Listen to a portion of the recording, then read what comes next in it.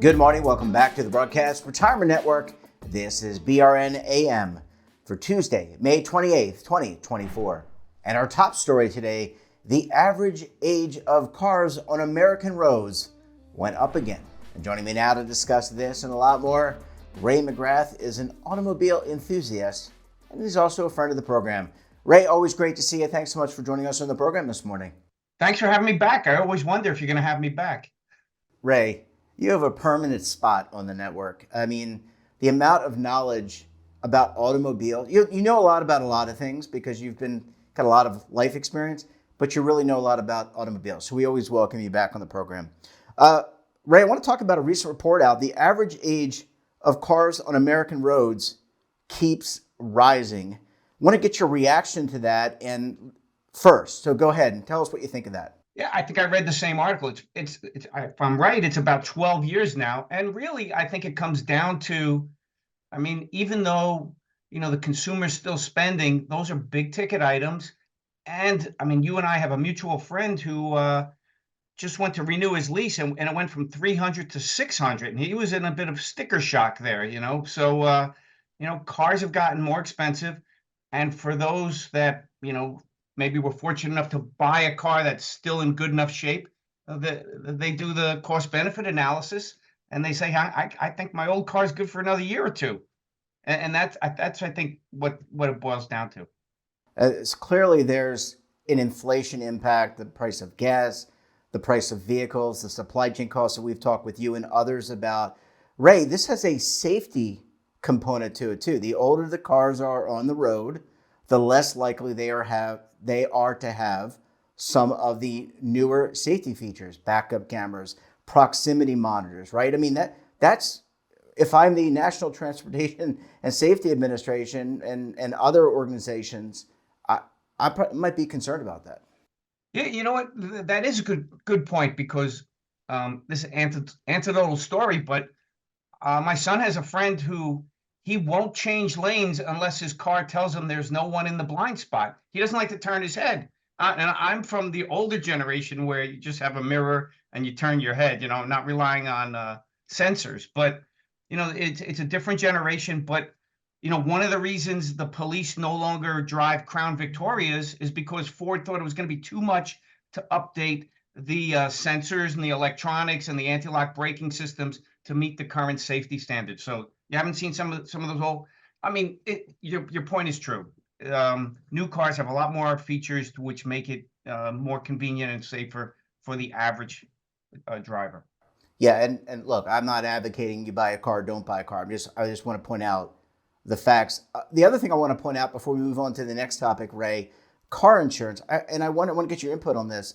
Is car insurance more expensive or less expensive for an existing vehicle? I kind of see it both ways, but want to get your impact on that because as we talked about with you and Ashley King from State Farm, the prices are going up. They're astronomical, especially where you live in the Northeast. Right. Well, listen, it stands to reason it's more expensive for a newer car because the residual or the replacement value is a lot higher. An older car, the insurance company can just total it out, so to speak.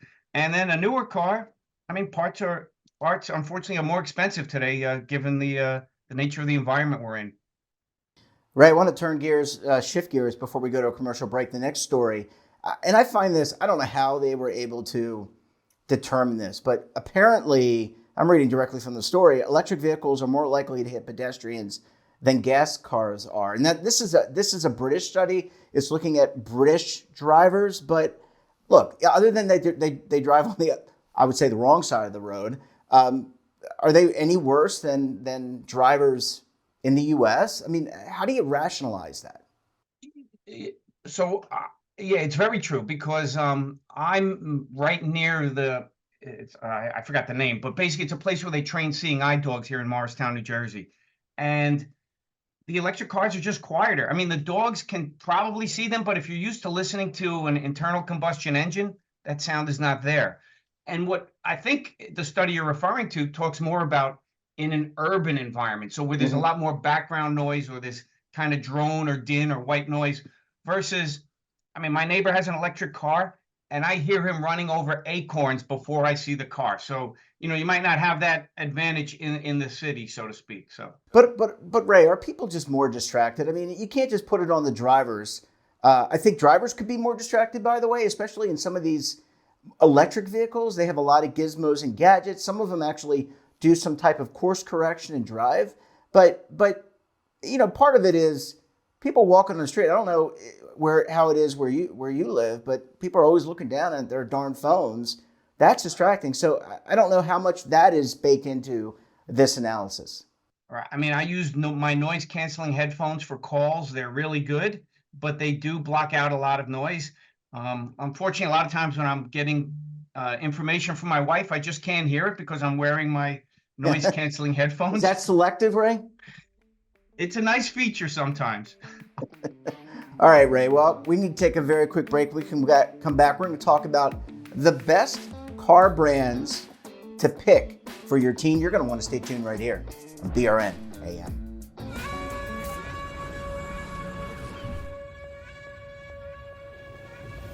Imagine a new television network that will make you richer, healthier, and in control of your financial future.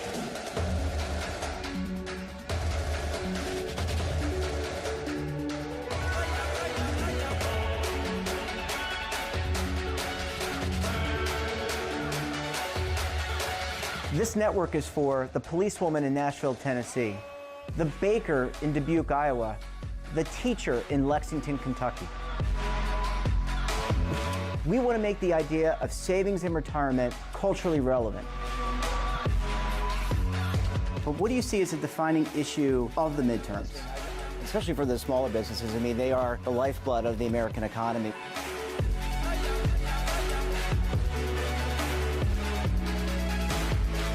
Featuring exclusive interviews, current affairs, and docuseries. 33 years old, you retired early. The philosophy is money only matters if it helps you live a life that you love. But you got to start thinking about retirement as soon as you get in. The Broadcast Retirement Network will drive very high engagement with premium partnerships. So this isn't retirement and savings for your parents or grandparents. This is for all Americans. And we're going to change the way you think about money.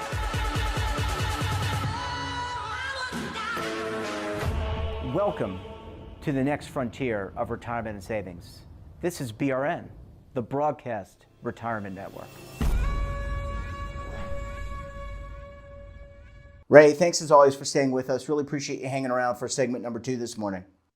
Oh, thanks for having me, Jeff. All right, Ray.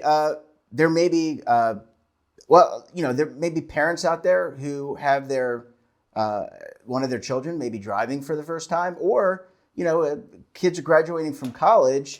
Maybe a parent wants to buy a car for their college graduate. I want to ask you, let's start with brands. Let's not start with brands. Let's start with types of cars. If you were buying a car, you've got 3 children.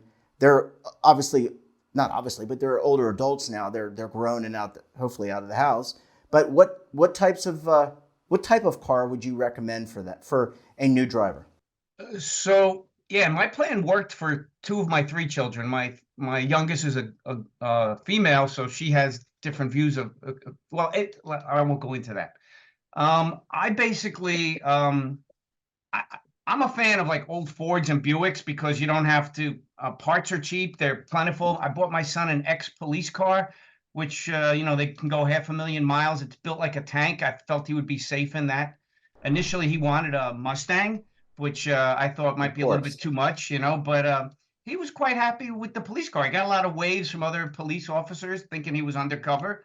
But, I like cars that are almost like, plain Jane old Buicks where if you have to, you can find parts for them. And if you scratch it, it's not a big deal, things like that. But I mentioned my daughter because I bought my daughter a Volkswagen manual trans because I figured, well, she can't be on her phone. You got to shift gears.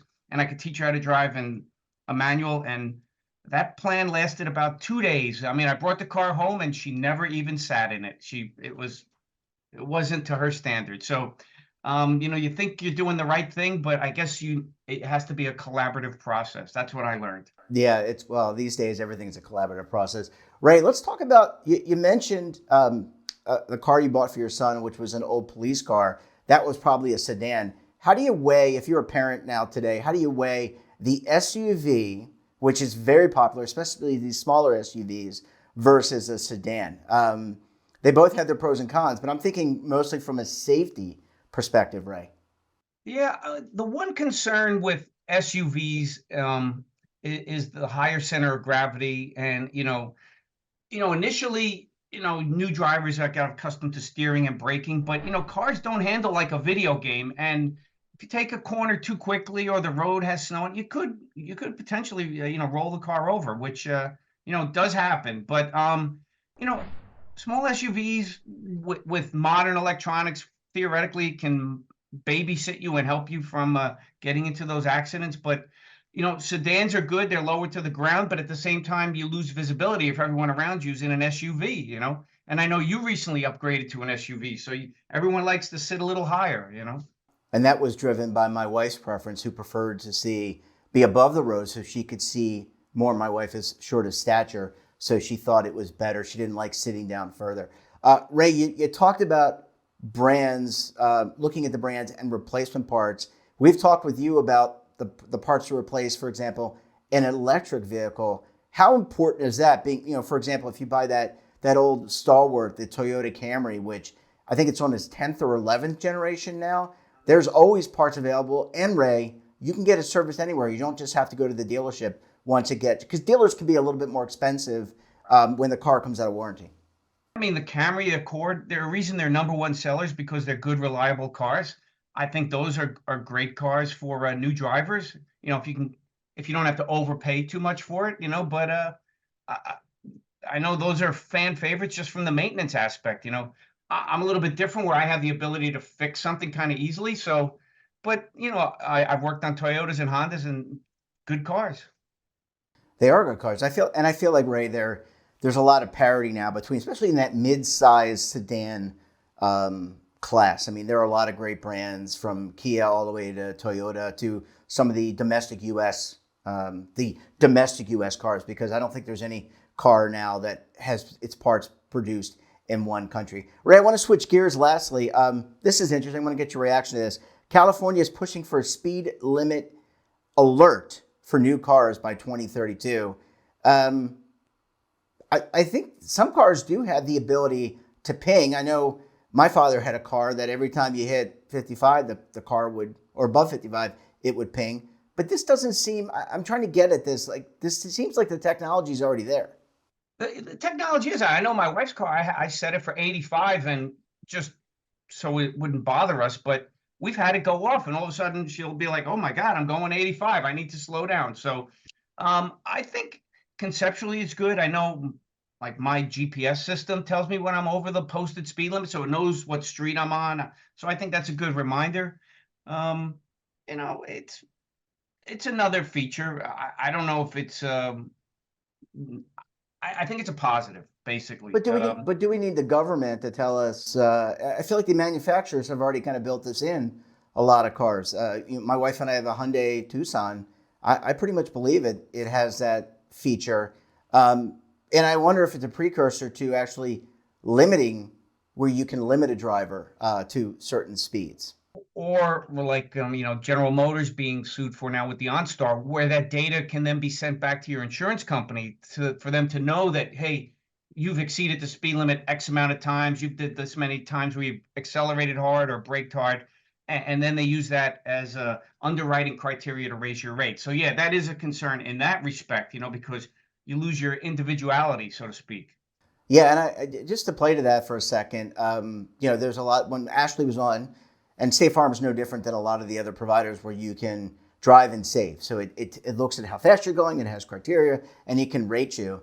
And I wonder if some of that data is being shared with, because state insurance rates are regulated at the state, or insurance rates, car insurance rates, like other insurance rates, are regulated at the state level. I wonder if that data is being shared, at least to make a case like, hey, our underwriter says we need to raise rates to X because of 1, 2, and 3.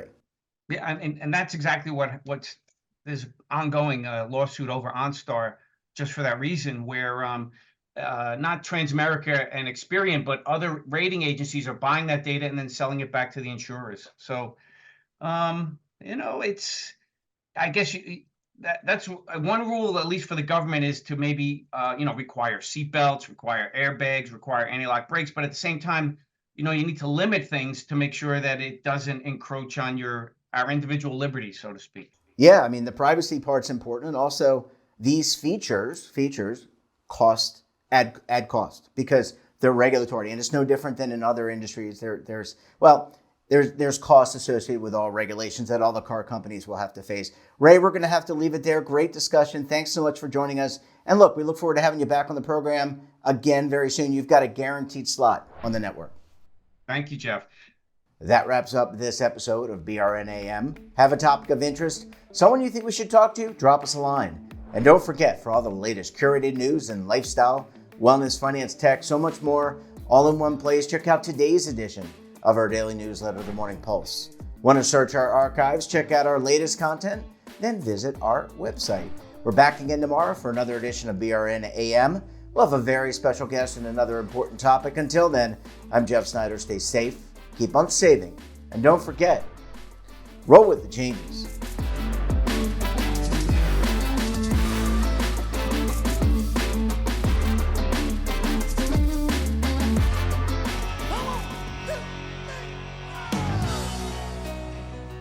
Now is your opportunity to co-create content around any topic on the First Lifestyle and Wellness Network. Reach a global audience through our platform and co-own exclusive branded content. All of our programs are available on demand and also as audio-only podcasts, so you can take us on the go. Broadcast Retirement Network, available anytime, anywhere, and on any device.